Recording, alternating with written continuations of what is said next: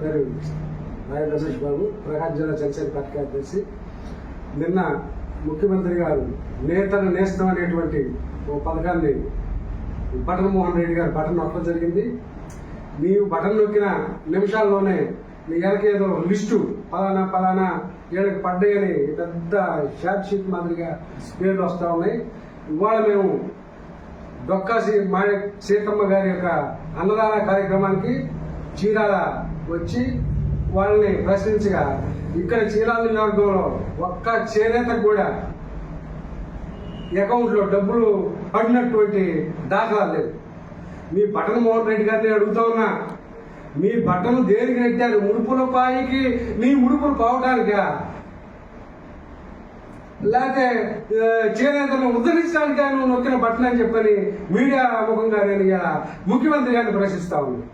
అదేవిధంగా ఇంకా విద్యా దీవెన అని చెప్పని మొన్న పిల్లకాయలతో మీటింగ్ పెట్టి పవన్ కళ్యాణ్ గారి 3 పిల్లల గురించి మాట్లాడడం జరిగింది.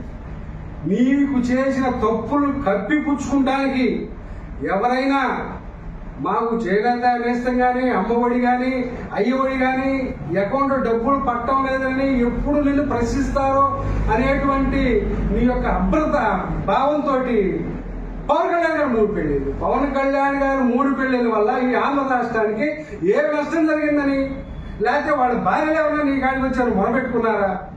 ఇవాళ మొరబెట్టుకో ఉంటాను. ఆంధ్రప్రదేశ్ మొత్తం మీ బాబాయ్ కూతురు ఒక పక్క ప్రశ్నిస్తా ఉంది, ఢిల్లీ చుట్టూ తిరుగుతా ఉంది, హైకోర్టు చుట్టూ తిరుగుతా ఉంది.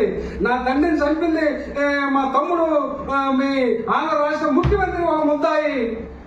ఈ ముద్దాయిని ఎందుకు శిక్షించదని న్యాయ వ్యవస్థ మీద పోరాటం చేస్తా ఉంటే నీకు ఇవాళ పవన్ కళ్యాణ్ గారు 3 పేర్లు చెప్తే ఈ ఆంధ్ర రాష్ట్రంలో పరిస్థితులు నీకు ఎక్కడా కూడా అర్థం కావట్లేదు.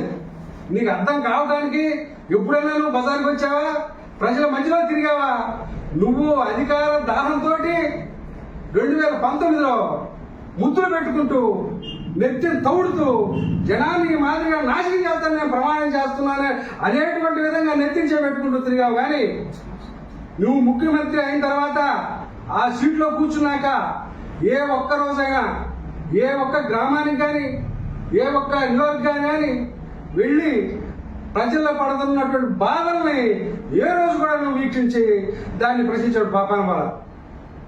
ఇవన్నీ ఎక్కడైతే జనం ఎదురు తిరిగి ప్రశ్నిస్తారో జనాల్లో పోదని భయం చెంది భయప్రాంతం గురి నువ్వు తాడేపల్లి గూడెంలో అదేదో ఆడుకుంటావట, ఆ ఆటలు ఆడుకుంటూ అక్కడ కూర్చోవడం జరిగింది. అవి తప్పితే నీకు ఏదన్నా చెప్పాలంటే మీ సలహాదారు సజ్జల రామకృష్ణారెడ్డి గారు ఏది చెప్తే అది మీరు ఫాలో అవుతున్నారు. అంతేగాని మీరు స్వయంగా ప్రజల్లోకి వచ్చి ప్రజల్లో పడుతున్న ఇబ్బందుల్ని ఏ రోజు మీరు అర్థం చేసుకోలేదు. ఇవాళ ఒక యువతకి ఈ ఉద్యోగ అవకాశాలు ఇప్పిస్తారు, లక్షల్లో చెప్తాను, నీకెందుకు నెలకింది వారానికి అని చెప్పి కళ్ళబొల్లి కబుర్లు చెప్పి యువతని మోసం చేసినటువంటి చరిత్ర మొట్టమొదటిసారిగా ఇవాళ ఆంధ్ర రాష్ట్రంలో ఒక జగన్మోహన్ మోహన్ రెడ్డికి మటుకే చెందిందని చెప్పని ఇవాళ మీడియా ముఖంగా ప్రశ్నిస్తా ఉన్నాను. అదేవిధంగా ఇవాళ యువత ఉందంటే మీ యొక్క పార్టీ పరిపాలనలో ఈ యువత అంతా మత్తుతో గంజాయి మత్తుతో ఊగిపోతా ఉంది. అంతలావును భ్రష్టు పట్టే పరిస్థితి, యువతను కూడా నువ్వు దిగజార్చిన పరిస్థితి మన ఆంధ్ర రాష్ట్రంలో ప్రత్యక్షంగా గమనిస్తా ఉన్నారు. ఈ ప్రజలంతా ఒకటే ఎదురు చూస్తా ఉన్నారు. ఎప్పుడైతే ఎలక్షన్ వస్తాయో అప్పుడు ఈ జగన్మోహన్ రెడ్డి గారి ప్రభుత్వాన్ని గద్దె దింపి యొక్క ఎవరైతే ఆంధ్ర రాష్ట్రానికి ముఖ్యమంత్రి అయితే ఆంధ్ర రాష్ట్ర భవిష్యత్తు కానీ, యువత భవిష్యత్తు కానీ, ప్రజల భవిష్యత్తు కానీ బ్రహ్మాండంగా ఉంటుందో ప్రజలు ఆలోచించుకుంటా ఉన్నారు. ఆ ఎవరనేది ఒక పవన్ కళ్యాణ్ గారు ముఖ్యమంత్రి అయితే ఆంధ్ర రాష్ట్రం బంగారు భవిష్యత్తుగా మారుద్ది అనేటువంటి యొక్క విధానంలో ఆంధ్ర రాష్ట్ర ప్రజలంతా కూడా ఉవ్విళ్ళు ఊరుతా ఉన్నారు.